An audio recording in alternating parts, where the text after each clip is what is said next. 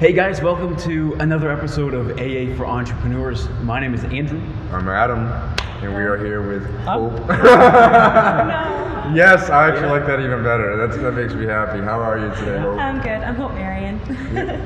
Well, welcome to our show. Thank you so much for coming on. Yeah, Thank you for having me. Trekking through all the problems that come with a day of having your car die and still making it out here. Tell us a little bit about yourself. Well, I started off as an advocate. 2008, I'd been using cannabis for a few years, but I didn't understand the underlying medicinal purposes and what it was doing for me on a deeper level. So I had been going to the Freedom Rally and started kind of understanding that there was a medicinal purpose to it, and that we needed more changes with the regulations. And I had been, under the pressure of decriminalization at that time. So I always felt the need to tell my doctors through dealing with migraines since childhood. It was something that started helping me, and I had to, speak up about that. So starting off as an advocate, pushing forward, having different jobs and being an event planner. In 2014, I said, you know what, the cannabis industry is now medicinal, and we're starting to get dispensaries finally. We were in a really hard gray area where once it passed, we could only go through caregivers. People were still meeting behind the grocery store for product. It felt like we were still in the black market. It didn't feel like a safe access, to be honest. So this card was supposed to protect me, but it didn't provide me with what I really thought it would, ultimately. So then I was like, okay, I'm going to enter the industry. Yep. Where are some skills and experiences I have that I could apply forward?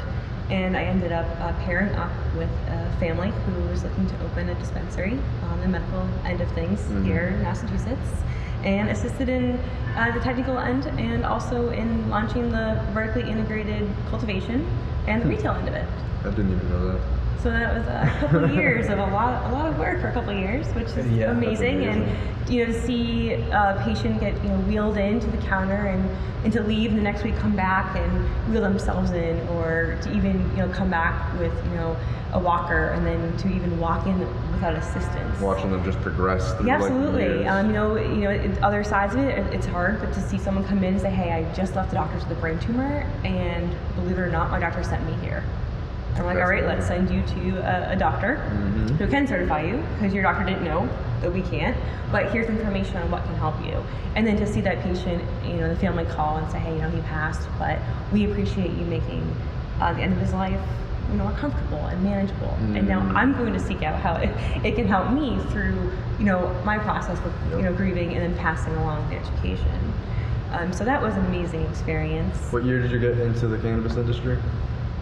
With the dispensary, it was 2014. Or just like when you were just like, you know what, I'm gonna go from like the patient and consumer side, like this is it, I'm going full force. That was 2014. Yes, yeah. Nice. I started in 2013 trying to do more freelance work, but I Way ahead of realized the I market, needed by the way. I needed to build a network, and that's why now I'm like, oh my gosh, it's 2019, and to see the underground community change and to have these gray areas turned legal markets, turned going to some big corporate elements, it's just kind of mind blowing. Freelance work. Yes, I started doing freelance work, of course, as being an entrepreneurial mindset. We always seek out our own opportunities and avenues. So, but not having the network and the other states at that time, we were at the head of the game. So it's not like I can go on, one of the like Upwork or something now, and I can look at an array of opportunities all over the world. Yeah, you're on Indeed, and it's just a bunch of marijuana jobs. Right, it was never like that prior. I remember actually being one of the first companies that posted on there, and Indeed saying, hey, can you even post this? We're a legal business. Here's our status of being a nonprofit, and here's what the state's doing. So we, again, as entrepreneurs and small business, ran into those regulatory issues. Step into the unknown so that other people don't have to step into the unknown. Yeah. And they just get to kind of be like, oh, it's 2019, I guess I'll join the cannabis industry. Now it's starting to boom. 420 shades of gray. And they don't and they don't see like the hard work and dedication that goes on from people like you in the industry and in the communities. That's amazing. I didn't even know like half of that about you. Like we've had so many conversations. I feel like that's never even been brought up. That's incredible. Thank you. Yeah. And that I really did feel at a certain point, not that our voices are being suppressed, but we are put under certain constraints and in a certain box under, the Department of Health and other. So while we were doing our best to provide, safe access to medicine, I wanted to share my personal experience, and I wanted to reach people on a deeper level. Yep. And that wasn't staying within certain financial expectations. I wanted to work with people who were terminal, but to say, here is something from the community that we're giving back to you. Maybe you could turn the terminal around. It grows back, like let's overgrow and overshare. And I wanted to reach people that had my condition. Using cannabis for migraine and understanding endocannabinoid system deficiency, that's not something that we could educate on. While we did bring people in and sit them down and have a face-to-face and teach them 30 minutes with each patient. It's only so much you can do. Exactly. And that's why I wanted to do more on the educational aspect of it. And I ended up leaving Massachusetts and going to California. Traitor. I'm just kidding. This is on the cusp of Prop 215 turning into Prop 64. And I wanted to go there and help small businesses do their best to stay compliant and to shift their strategy to compete with bigger companies or corporate takeover that was happening through the change of the medical marijuana program essentially just dissolving in California. Can you explain, which is scary. Just for like the listeners and watchers that might not know what the different props mean, and like in California you said Prop 64 and 215? Prop 215 was the medical program that was started in the 1990s in California. And then, of course, once legalization passed in states like Massachusetts, Maine, and California, they moved a quicker pace than us. So January 1st, they had their first shop open. And we were not this year, so the year prior. Yeah. So we were quite behind. Like 3 months in that aspect. program. Yes, and they literally said you're now paying tax, but not as much as the recreational person.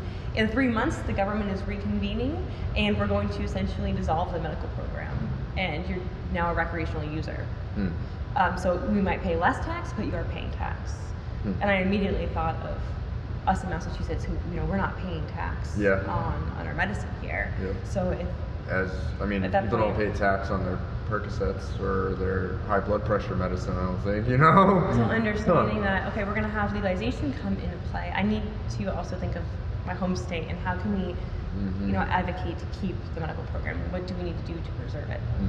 When I voted legalization through and I lobbied and did everything for this, I didn't think that it would necessarily turn into a fight to keep other rights that we had gotten in the past.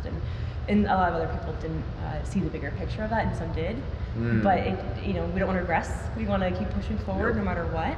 And so seeing the turn in California kind of prepared me for what we're going through here now, which is the Cannabis Control Commission's under severe scrutiny to now.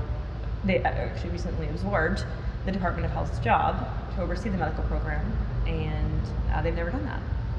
So the group of individuals and the agency handling it is kind of backing off, and we're in that weird re-education, re-navigating period, if that makes sense. Definitely.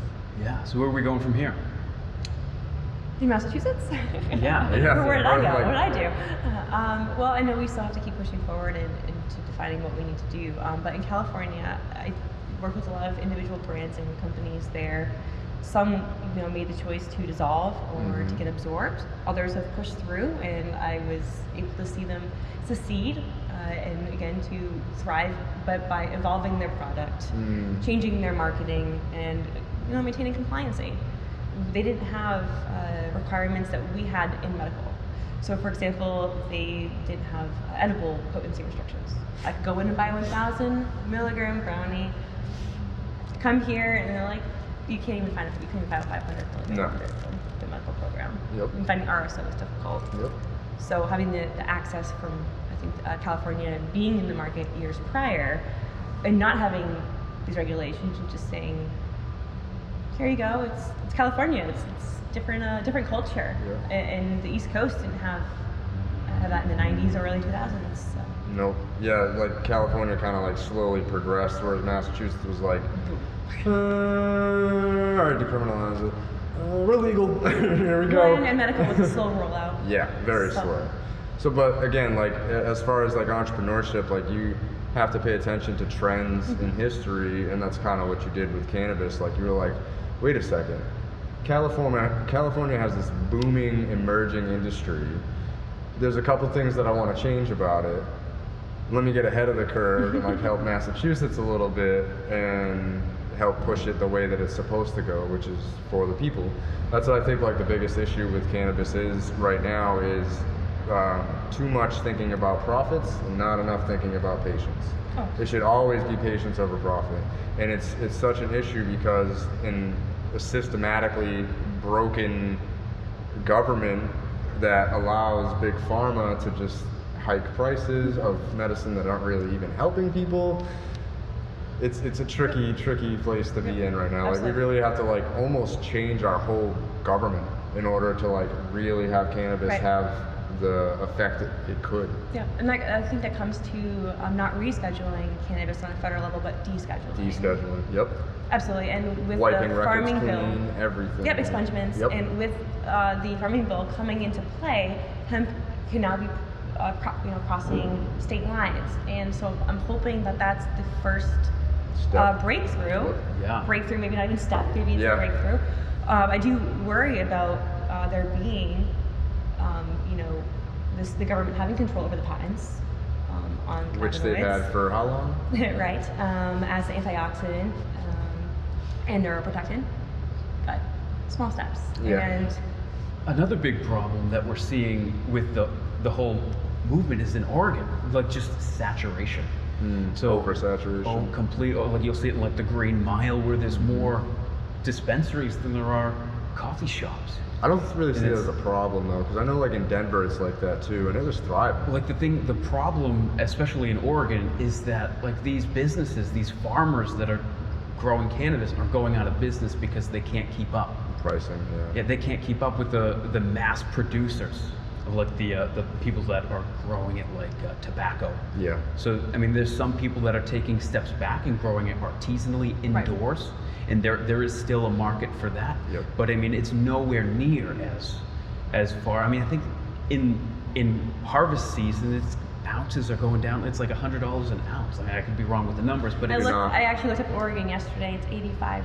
That is insane. Because someone threw out $50 to me yesterday, and I was like, I don't think it's That's $50. So insane. I did some No, research, ounces and for like I'm 120 seeing in $85. So. Yeah. And I mean, that's the problem is, how do you know you're going to run into a problem if you're not trying? So that goes along your point earlier, is that entrepreneurial, we need to take a step back and kind of see, okay, this is happening in Colorado, Oregon, and Colorado. Let's take a step back and where are the mistakes that they made? Yeah. And let's kind of adjust that. I think that's what our government's trying to do too. That's why it's so slow moving, especially in Massachusetts. There's like a lot of checks and balances, and they try to make everything as bureaucratic as possible. So like they're really trying to be like, we don't want to make this mistake. Like when sometimes you kind of just got to make the mistake, you know. Like I think personally, Mistakes happen all the time. Yeah. They're super important. Like there was no reason it should have taken over 2 years to open the first dispensary recreationally in Massachusetts. But you know, like you're saying, all we can do is keep moving forward. We can like kind of like grit our teeth and be like, ugh, that's kind of shitty, and then just move forward, you know. Yeah. But totally forgot where I was looking going. back before 2014, when you said you were experiencing a lot of migraines and you discovered cannabis, what were you doing before then? So my migraine started in childhood, and so when I got my first job in high school at 16, that was when I first used cannabis. I was on my job, and they were seeing I was having difficulty looking at the computer, and I was working in a place that had a certain smell that I thought was triggering the pain potentially. And I was like, oh my gosh, this is an environmental factor. This is going to be my career, which it wasn't. But no matter what, I knew that the environmental factors, and even if it's light or anything, was such a big deal. It's like, just here. It's like 420. Like, just try this. Yeah. And I didn't want to admit that I hadn't tried it before. I was like trying to light a bowl, and I'm like, what's this weird hole for? like cover that. I'm like, oh, okay. Oh, yeah, this is how this works? All right. Yeah, I knew that. Just a I different knew one it that was I've there for a used. reason. And I was able to actually go in and finish my job and not go home, because I didn't use it at that point to even get high for the first time. I took one puff, probably didn't really hold it in that long, felt some sort of effect, but more of a level clear-headedness, if you will. I didn't feel over euphoric. I just felt more of a contentment, and I could focus. Yeah, exactly. I could focus, and I went in, and I think I closed the drawer out. I counted a couple $1,000s and ended my day, and from then on, I slowly experimented by maybe smoking like half a joint. I wasn't a heavy user at first because I was like, okay, this is actually doing something to help me. What kind of job was it? I was actually doing accounting and reception at an automotive shop. Okay. I was in trade school, so it was actually my shop week. Uh-huh. So I was getting paid for my shop week, trying to function. So like, That's awesome. That's amazing. Those are super important. I haven't told that story before. Sorry, Mom. Sorry, Mom. You gotta accept me now. Oh, she will. She's Yeah. best. I know she will. But That's like the thing in today's society is people are kind of like shying away from trade school, which is like a entrepreneurial crime, because more people are staying in the public school system and then going off to college, and then from there you're like, Lost. you're 22, you graduate college, and deep down inside you know you're an entrepreneur because nothing else is working, right? But now what do? I don't know. Well, if you were to go into a trade school and really get a grasp on working with your hands or whatever trade schools else has to offer, it may have aligned your path and cut off so much wasted Fog. Oh, absolutely. time I took my first business course as an elective in high school because you were naturally drawn. because I was like, oh, I want to take that. Yeah. Like, do you want to take home ec, small business, cosmetology? I'm like, I'll go with Small business. That sounds. Or my like first business plan, it was for an automotive like dealership and like coffee shop attached with like a nail salon and Neat. yeah. So it's something for everybody. yeah. So you're right. I think that trade school also allows for people like me who are starting to experience what can be considered a disability or an invisible disease. Yep. Instead of having to be stuck in a classroom, I had the ability to do things like get these jobs on job week, or Yep. to have flexibility in scheduling out my academic work differently. The first week of shop in 9th grade, everyone gets to go to, I think, a different shop every week for 10 or 12 weeks. Mhm. And so I was in molding. I was like, I know the difference between MIG and TIG. And that really did set the precedence for figuring out our careers and having the mindset of like, what am I going to do? And I never stopped re-navigating that path mentally of like, what am I going to do? Yep. And I didn't even realize I was essentially being an entrepreneur You're like in high school with sample. making things like jewelry and selling Yep. it, or other services. I was helping my friends make their resumes. Not even realizing I'm using a barter system, or yeah. So you were making and selling jewelry. Oh yeah. Was that your first entrepreneurial venture? No, well, when I was 9, my mother and I, every Sunday, we would go to different shops and we would get vintage jewelry. So she would teach me about, different makers and how to identify different qualities and worth. And we had a very small set of clients that she would connect and source. And we would go and visit them at their homes and show them a very select jewelry that they felt like was picked out for them to purchase in their home. Mhm. So instead of having to get in your car and go, they were able to connect with someone, and a child that was genuinely interested in it, and to get something that they loved. So were you like a lemonade stand, car wash type of kid growing up? Like anything that you were just like, I can make money doing that? You did that? No, I was more volunteer based. I started with Girl Scouts, so every Sunday I would go as well. Saturday and Sunday I would go to the nursing home, and I would just read to them, and I taught them about things like gardening and whatever I was learning. Mm-hmm. Yeah, I remember doing a little workshop on like soap making, and I did soap making as well, and so I would sell the soaps, but then I would donate the money to get things like bingo at the nursing home. That's awesome. Yeah, I just really, as being an only child and having older parents that didn't want to go outside and physically run around. I'll go hang out with old We people. were starting to doing other things. I loved it though, and at different times, so I could walk into a nursing home and go hang out with someone in their room. Nowadays, I'm sure there's much stricter, but I hosted a craft group for them, and I was able to source the funding that they couldn't afford for the supplies from doing things like the soap and the jewelry and stuff like that. I'm So- just thinking about, we all consume Gary Vee content, right?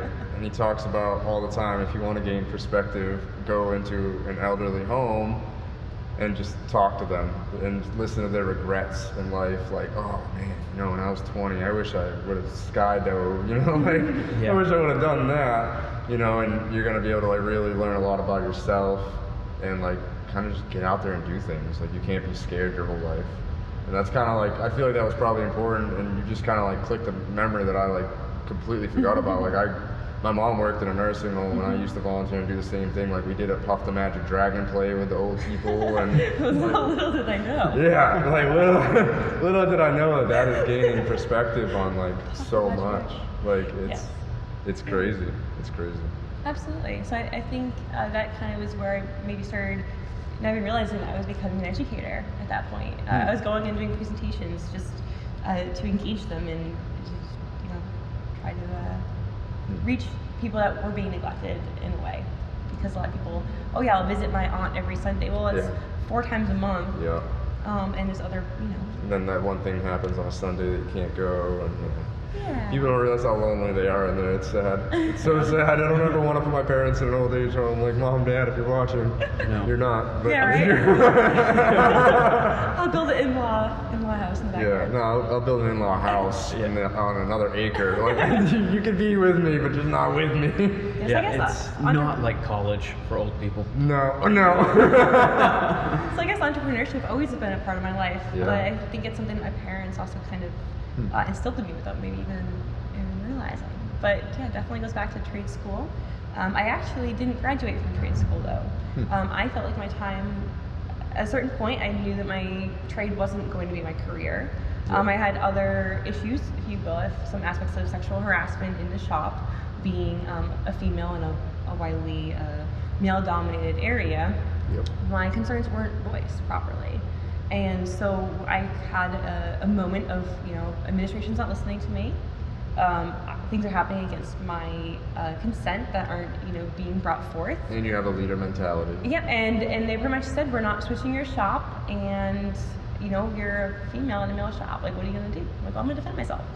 And so What I are did. you going to do? I did defend myself. Yes, That's an I awful did. And that was response kind on of my like a first time I was ever probably physical toward anyone. I did defend myself one time, and I got suspended, in-house suspension. And so I spent that in-house suspension day making a plan as to how I was going to change that and make sure that didn't happen to anyone else. Yep. And also a plan to how to get out of that situation.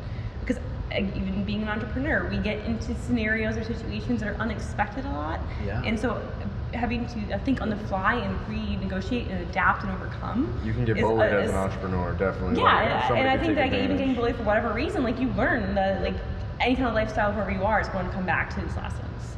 And so ultimately I found a program through Bill Gates. Thank you, Bill Gates, for changing my life. If you're watching. Shut up. Yes. Come on the podcast. Yeah, Gateway College. I technically had to sign myself out, which is one of the hardest decisions I ever made. Wow. I promised my parents at the time I would never get a GED, because in my heart I wanted a diploma, and I did want to walk across the stage of people that I built these relationships with. But I gave that up, and I signed myself out of school, and fingers crossed I got accepted into Bill Gates' program, and it was dual enrollment.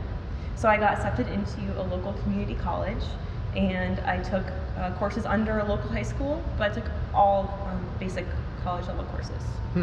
So my electives were essentially marketing as then junior and senior, and that's also what really launched me into having more understanding of business and what I wanted to do. Is not many people at 17 are put into the decision of having to actually pick a major for an Big life decision decision degree at and say, here's all 17. your books, we're paying for it. Yeah. And this is an opportunity because I was with people who hadn't been as fortunate.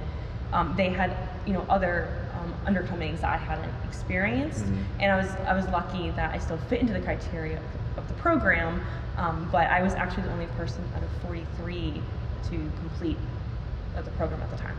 Wow. So it was a very small percentage. Did you ever get to meet Bill Gates?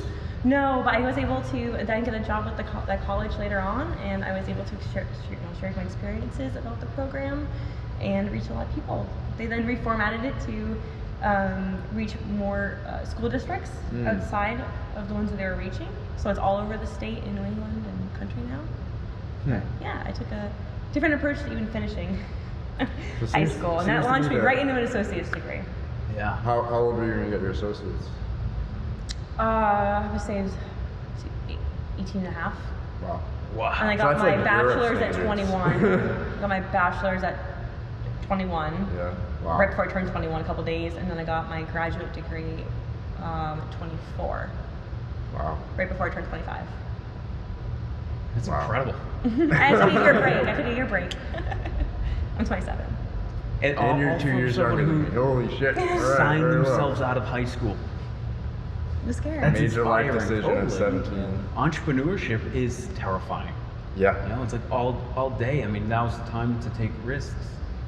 And Yeah. you'd mentioned, like, when you were just telling your story, you mentioned that it was an obstacle. Like, you hit this huge roadblock and you managed to get yourself out of it. Is there anything more recent entrepreneurial that there's a huge elephant in the road and you got to get by it? What did you do?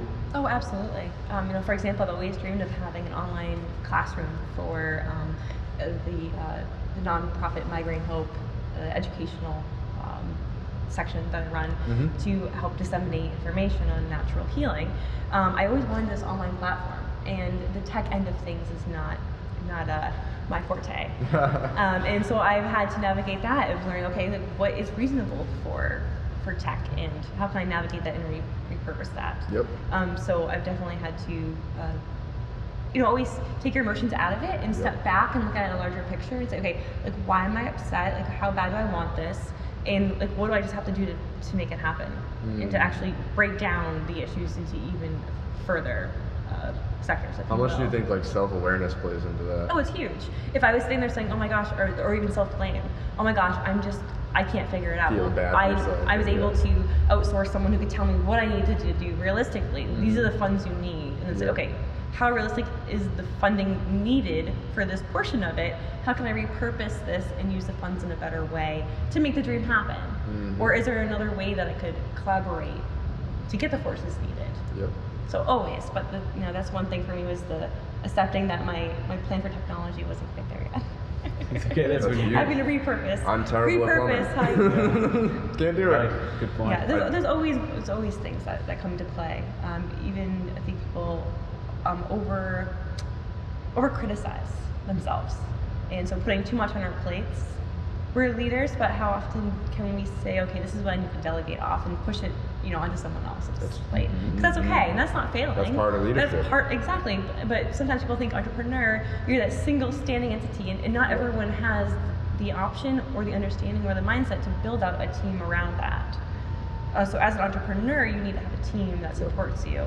And You either need to that's- be able to do it or pay somebody to do it.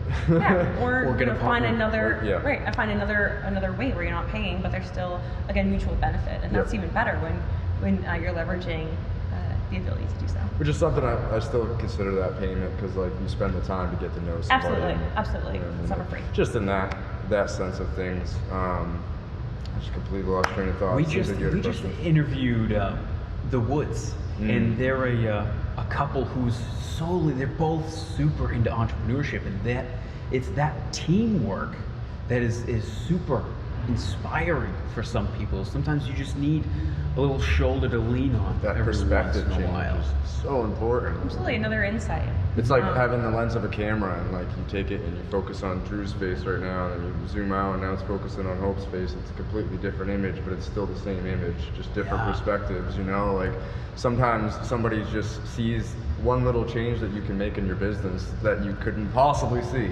Like everything's in front of you. You have more information than anybody in the world. I notice this all the time when I talk to Andy. I'll talk to him about like a specific thing that's happening within my business, and then he'll be like, "Well, why don't you just do this?" And I'm like, damn it, you're right. I should have done that. That's so simple. And it's just the perspective of things, like-minded people giving you perspective is life. Like-minded, but all from different walks of life and Yes. different experiences. Yep. Yeah, that's the beauty of it. And that's why, as an entrepreneur, I've worked alone, but I prefer to work on a team. And Same. I've taken time to cultivate a team from all over the country for different projects or sectors that I'm working on. And it does change business. And it's kind of like, why are you keeping yourself Solitude, pigeonholed, if you yeah. will, right? Yeah, you're condensing yourself when you can actually pair yourself with other people and expand. And as long as your mission aligns, and you can collaborate and be honest This and goes open. back Always be open to, and honest. we had a podcast, and right before the podcast, Andy let me know that he wanted to start working on media stuff. And my ego immediately kicked in. I was immediately like, wait, but I'm working on media stuff. What do you mean you're working on media stuff? And like, my mind immediately was just like stuck in the ego mode, and I couldn't possibly see how both of us working on media stuff could mutually benefit us exponentially. And it like took me a few weeks, and I was like, you know what? You're right. Like, let's just work together on this media stuff, and let's go. And Right. it's just because of like, I started thinking like, damn, every time I talk to Andy, he gives me some kind of insight or perspective, and I'm gonna be able to, teach him this skill, and he's probably gonna give me some more insight or perspective on that while I'm teaching him, and Yeah. that's exactly what's happened, literally. And you're seeing the value in that. And that's a shame, is sometimes people don't see the value in, it's always like, well, let's get a coffee and let me pick your brain. Time is money and time is valuable, so don't ever underestimate the value of your knowledge. Definitely. Absolutely. And being a friend from it. Absolutely, yeah. And imagine now if you were out doing your own podcast and you're like, wow, I really want to talk about entrepreneur life and small business, but you don't want to feel like a competitor. And having both of you here today is providing such great value and added insight that it's one of those beautiful things is when partnerships work. And you're providing more value overall. So sure. I love it. I love team building. It's the best. and it's sometimes like when you're a part of a team, there's people relying on you. And that is such a driving force sometimes when someone's like, okay, they need me. And that's why I'm real big into mountaineering. And mountaineering is a huge team sport, but at the same time, it's solo. Like most of the time, it's a battle in your head. But there are certain times where something will happen. Okay, there's a huge crack in the ice. There's no way that we can get across that. What do we do? How do we get through this? You're relying on me. I'm relying on you. Let's get through this. I was actually on Instagram last night because I was kind of like, I don't know you, or I didn't know you before today. I kind of met you real quick at the hemp workshop. Yes. And so I went through your Instagram, and one of the things that caught my eye was a picture that really told a story. And it was a picture of you standing, I think it was in front of a lake, and you were holding a sign. And it said something along the lines of, I love this, it was, cannabis is my exit drug. Can you tell us more about that picture? It was really incredible. That's actually one of the photos that for me was a big deal because I was finally putting my message out there that getting so many migraines that they kind of just give you every prescription, and then sometimes you get a prescription for The prescription. yeah, essentially, or what that prescription is doing to you, it shouldn't be doing, because what it's correcting, it's kind of correcting maybe.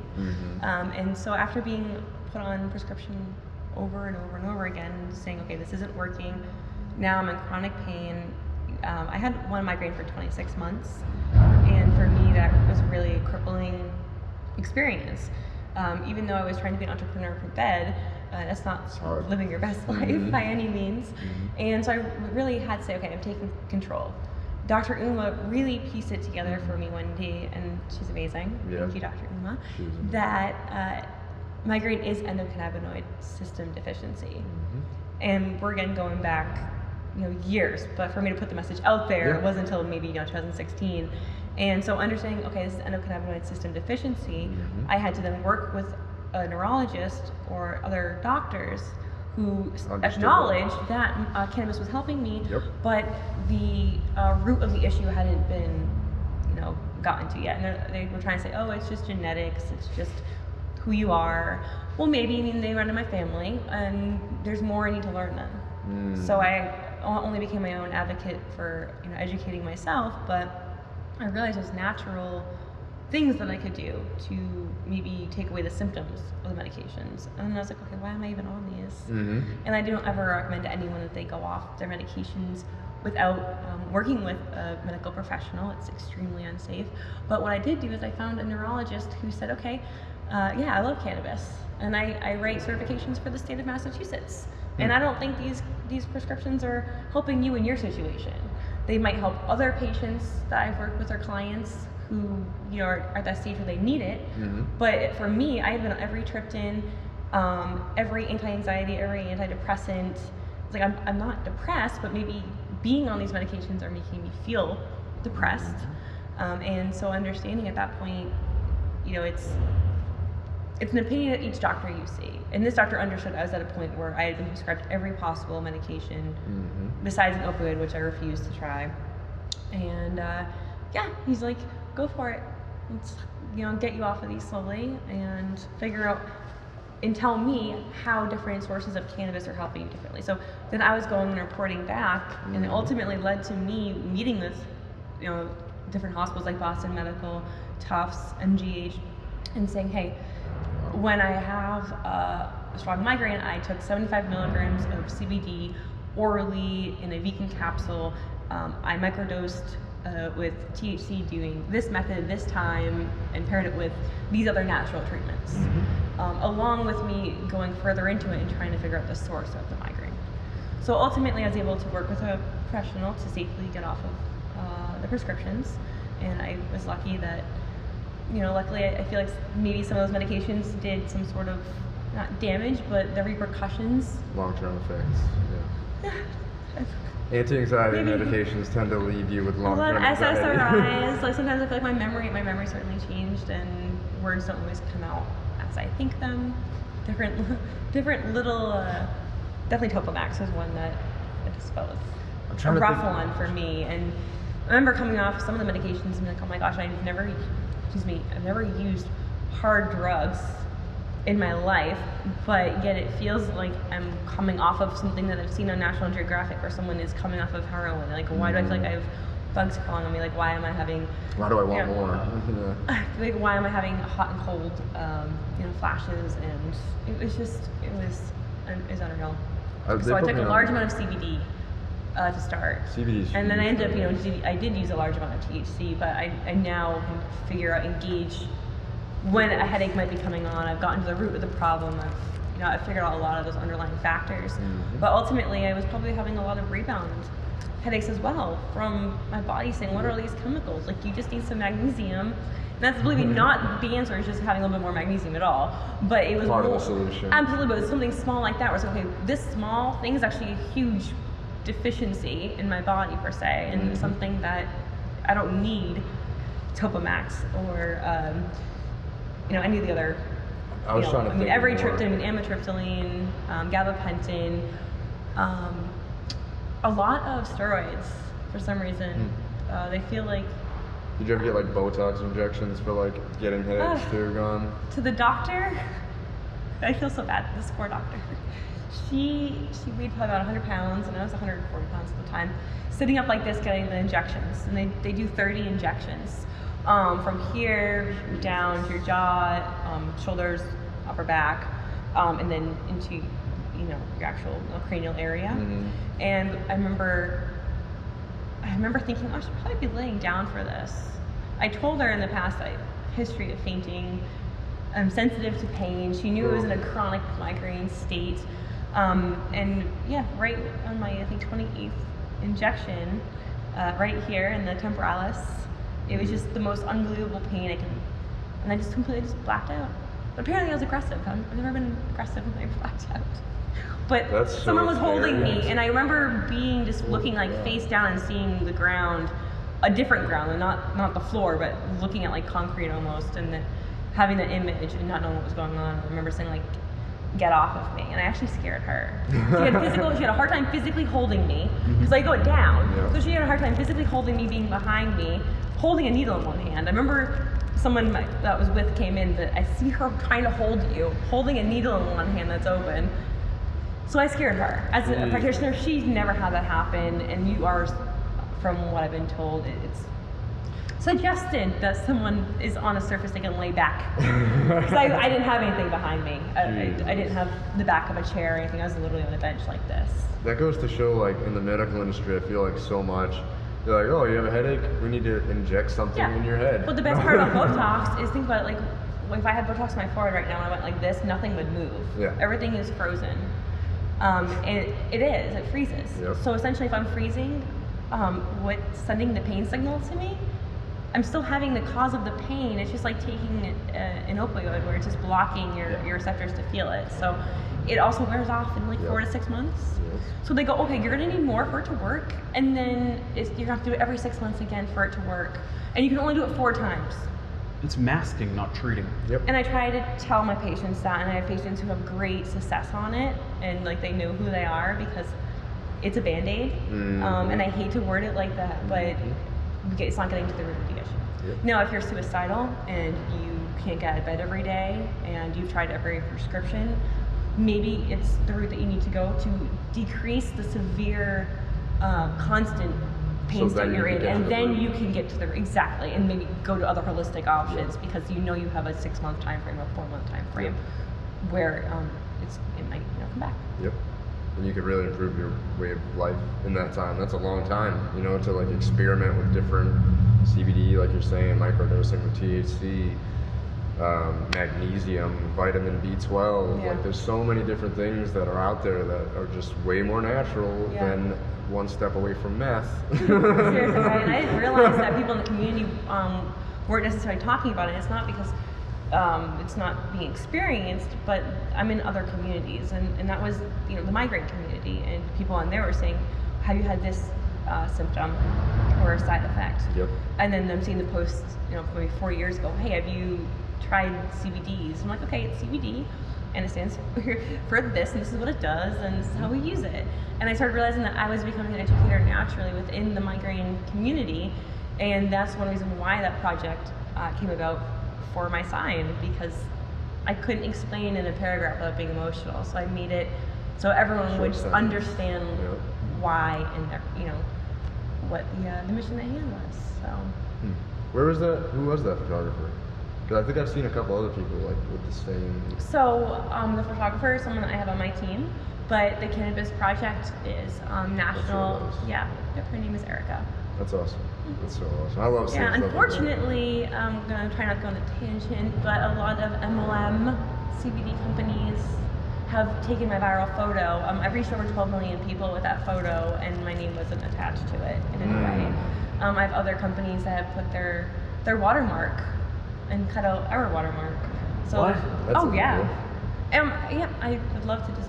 To other content creators out there, that does not give you permission to use the No, photo. and then the worst part is this one person who put their watermark on it is just like, I'm like, well, like 6 other people have taken it from you, and then 6 other people from them are taking it.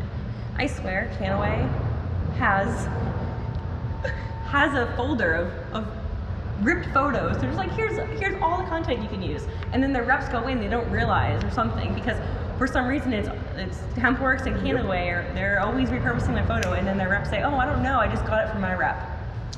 Or my manager. I'm like, okay, well, how do I go to the top of Canaway to say, stop stealing my stuff off Instagram? Well, here's the thing. And everyone else's. They Like, don't use need my to story. stop doing that, and what they need to do is just repost. It's a great way to repurpose the material that was already there, but spread a message to your people. Like, I reposted a CBD video. I can't remember who the source was, but I loved it so much because it was an older gentleman with Parkinson's, like literally so bad. He's like this, he can't even grab the CBD oil, and they put CBD oil under his tongue, and then 10 minutes goes by and he's like this. So they're using his story to profit off of a product that's probably not grown in the United States, not Well, that one triple wasn't. tested, That's why I and not shared it. industrial hemp. Well, no. In general, though. Yeah, in general, definitely. And that one, Still they said they didn't, but I liked the person, so I just reposted it, and it said, the first line I was like, oh my god, I fucking love this, like, because it just gets me fired up, and then it said repost from the source, and so then they like it, they thank me for reposting it. I get a bunch of views because it ended up going viral, so I ended up like on the beginning of the virality of it, and then we create like more of a relationship, whereas I never get tagged. People always just like, Hope, is that you? People from high school, my mother's friends. I feel like I've seen the pictures, like. Oh, I guarantee you, it's on Facebook, it's on Instagram, it's on Twitter. I have over 15 recorded places it's on right now. It shouldn't be, and infringement lawyers want to be on it, and it's just exhausting. I'd rather be spreading my message positivity. And positivity. But I did. I put a watermark under my leg, and it has my handle on it, and I did repost that. So hopefully that's the one you saw. Had my handle on the leg, and I wrote a message again. This is my mission, my story, and I hope that you can find good quality CBD and good quality medicine. And I'm also here to help you identify how to do that, because MLM companies aren't necessarily sourcing it from reliable places that have safe, quality medicine. It's not being triple tested. It's not industrial hemp, and maybe the labor practices behind it aren't the best. I've always gotten that way. I've always felt that way. Like that's why I started making. That's usually when I start making my own stuff. It's because I didn't find anything I liked, and my fiance tried a bunch of CBD oils, and obviously I did too. And I'm just like, yuck, that tastes like poop. Yuck, that one didn't feel like it did anything for me. Like none of them felt like they did anything for me. I make my first batch out of just lab-tested CBD distillate and MCT oil. Boom. And it's just like, wow, why are people doing this with hemp oil and with what's the other, grapeseed oil? They love using that. Like they're not good potentiators for cannabinoids. Like you need something like an MCT oil that bonds to the fats so you can get the full benefits of all the cannabinoids you're taking, or else it doesn't make a difference.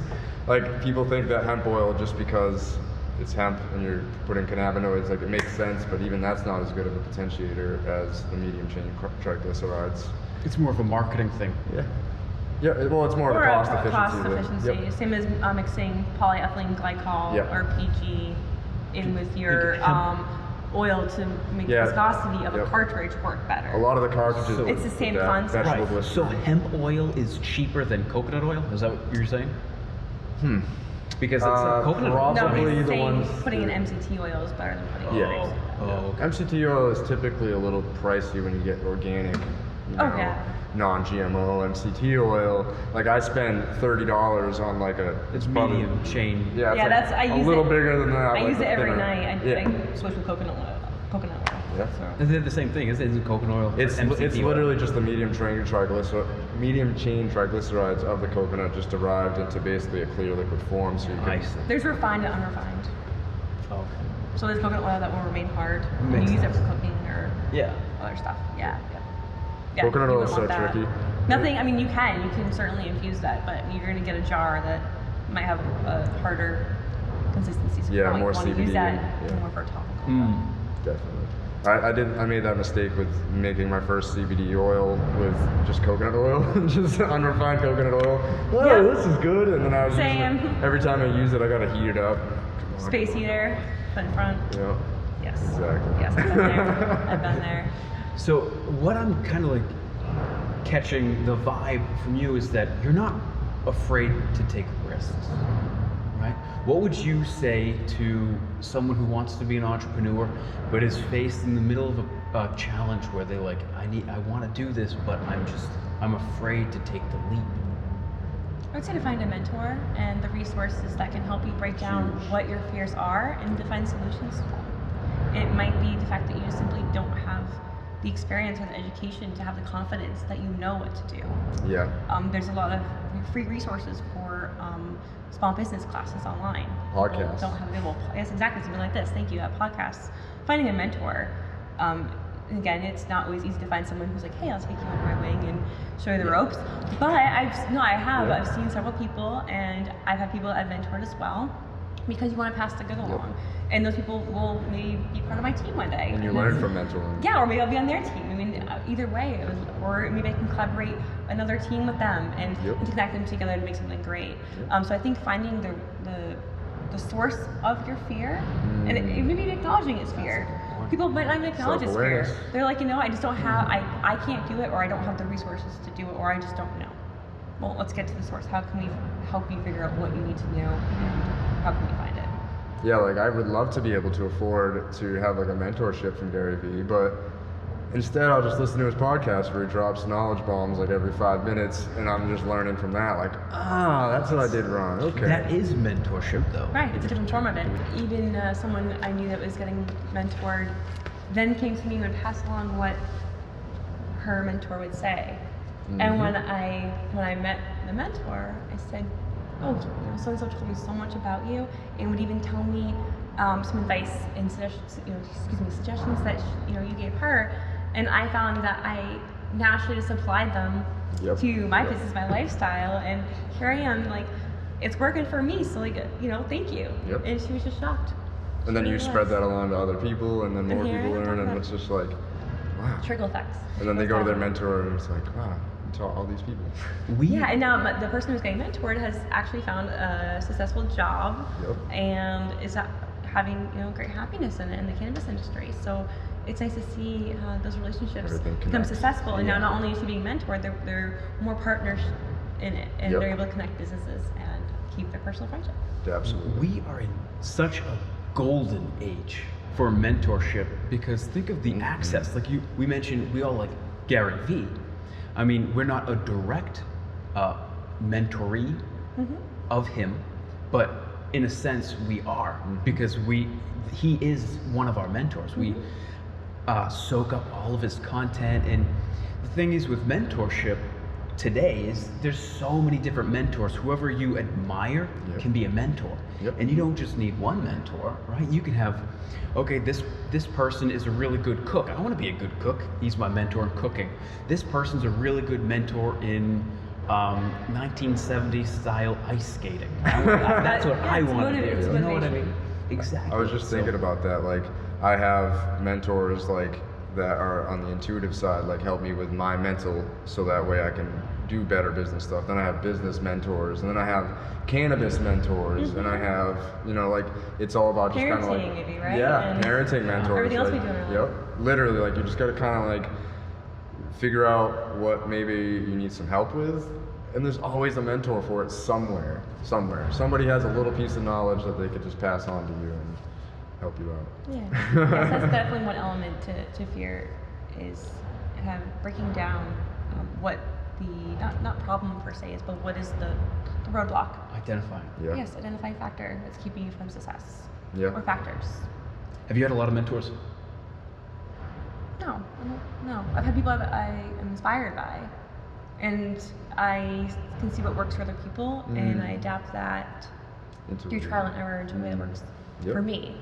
But coming back to mentors not having to be face to face, I would say that my mentors are really the people that influence me all around, like my friends and the people in the industry that I've worked with on projects. So I would say, in a way, no, I haven't had like a one-to-one, strong, let's sit down and hash out your dreams kind of mentor. But on a looser term, all the people I've networked with and connected with all over the country and taken on projects with, or just gone and sat down at a conference and like, hey, what do you do? And all it takes is one line that clicks, and you're not even necessarily realizing how you're reapplying it later in your life or in your business. So I've had hundreds of mentors probably. That's amazing. That's probably a good place to wrap up. I think so too. It was a good one. I always get so lost, like, right at the end of a podcast. If you guys watch this, in every single podcast, I get lost right before we outro, because I'm like, you don't want to miss anything. No, it's not even that. My content brain is like, wow, that moment was great, and that moment was great. I know, so but there's more to fear, though. There's more to fear. There's more to fear. Yeah, so tell everybody where can they find you? What are you doing now? Anything that you want to let everyone know? Sure. Well, I'm on the cusp of some great projects that you'll be hearing about, but I am coming out with educational guides and a book on my experiences with migraine and natural healing through cannabinoids, but also through a wide source of other non-cannabis related tools, if you will. So look forward to that coming out soon. My website is Hope Marian, HOPEMARIAN.com, and I can be reached at info@hopemarian.com. I'm also Hope Marian _ on Instagram and Facebook. It's so bad. many I want platforms. AdamSouza.com. That is What did Adam say.com? All right, I need to do it. Yeah, absolutely. And honestly, like, thank you. Honestly, like, people like you in this cannabis industry, like, are trailblazing. You're like literally laying down the little bricks along the way that allow me to be like, ooh, let me hop on that one. Ooh, let me hop on that one. And then, like, I lay a couple bricks and lay it for the person behind me. But if you never got that started, within this last 5, 6, 7 years of just working, probably wouldn't be where we're at now. So thank you. Well, thank you for the platform to speak on it about, because that's something that I don't necessarily have, and it's nice to see people like you come in and you have a passion about this, and you know, you have set intentions, and I'm seeing you follow through, and you're reaching so many people and helping us all, you know, speak about why we're here for the plant, and that's amazing. I love going to your page and being like, oh my gosh, who do I want to see today in Right. the cannabis, you know, community and industry, and learn about, and I'm getting inspiration from your platform and podcast as well. So thank you for having us. Thanks again. Awesome. Peace.